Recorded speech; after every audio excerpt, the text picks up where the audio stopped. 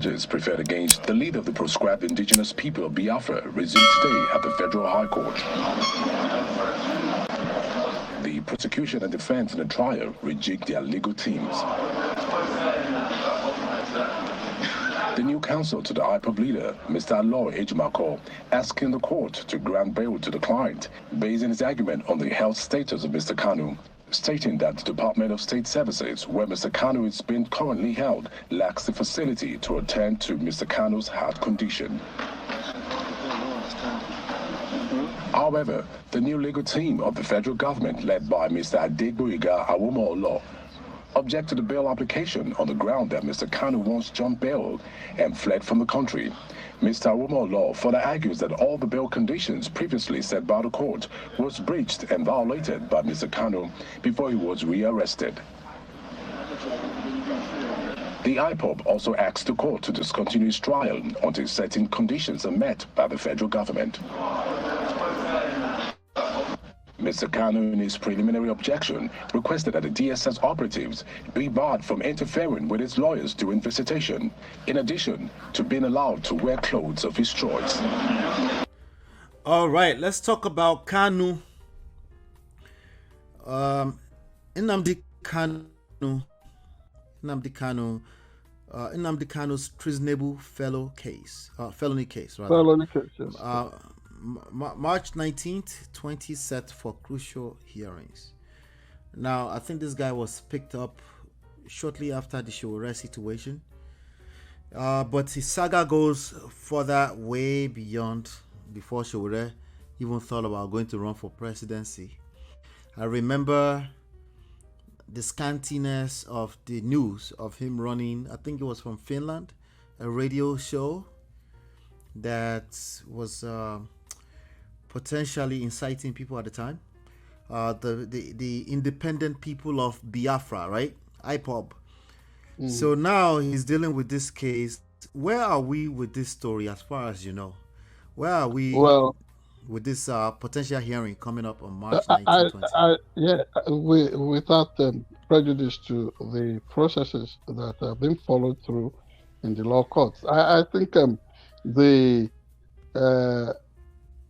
prosecution team, the government team, they are not really putting these things in proper perspective. To describe Nnamdi Kanu as a flight risk it's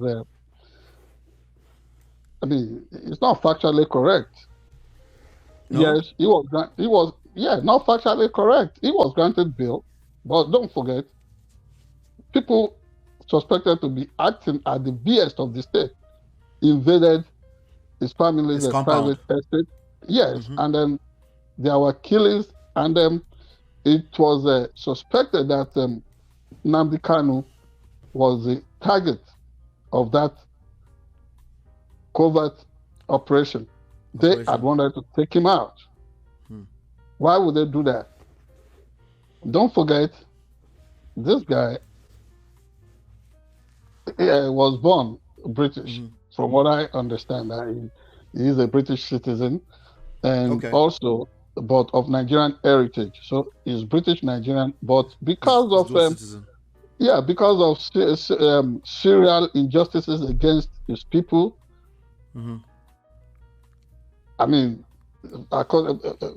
Because of some wars that was fought between 1967 and 70, the peace following that has not been properly managed.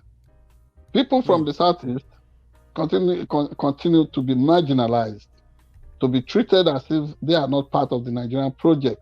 Even when they aspire to the highest offices in the land, or the highest office in the land, they are told, they are not welcome.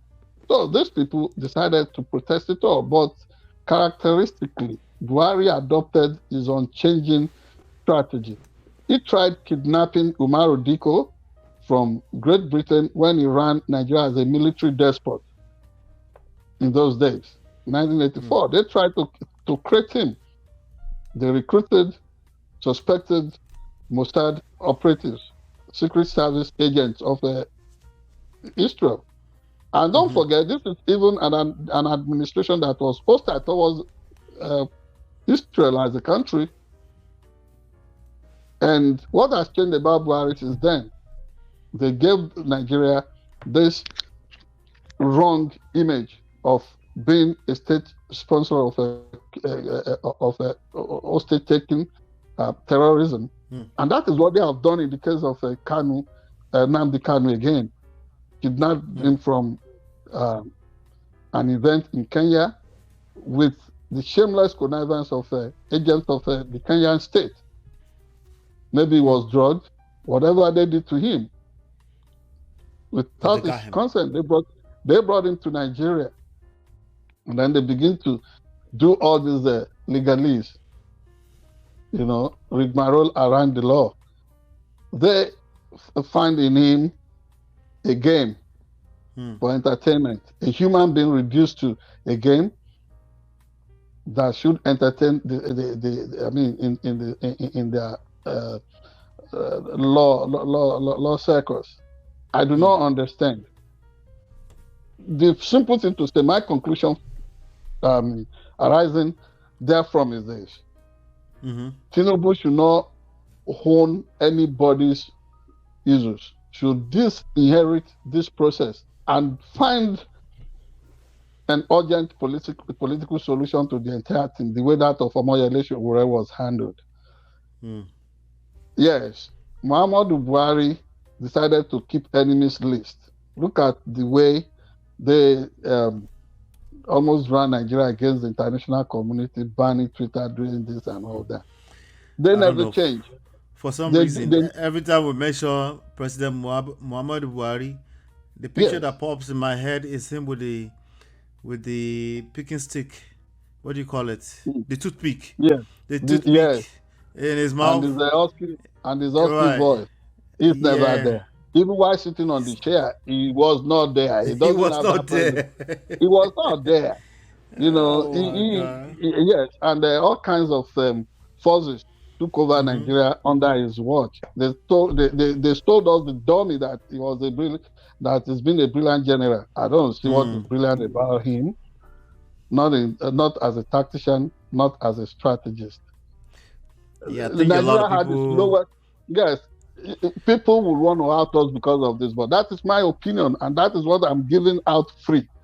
Buhari does not inspire anything in any. Yes, for free. It doesn't inspire anything in any of us. May we never. I think a lot of people just they just kind of like they fantasized about the idea of Nigeria being policed back into discipline. You remember Noko Song in those days when we worked together in Fort Lee, in New Jersey, promoting our newspaper African Post. He said, Nigeria needed a benevolent dictator. And I told him, I compared between that and what Obafemi Awolowo said. Even the worst democracy in the world is still better than, far better than the so-called benevolent because humans don't respond well to that. And unfortunately, that is what America is romanticizing with this idea of with trying to bring back. Yes, he's been condemned of benevolent dictator. He's been condemned of financial fraud.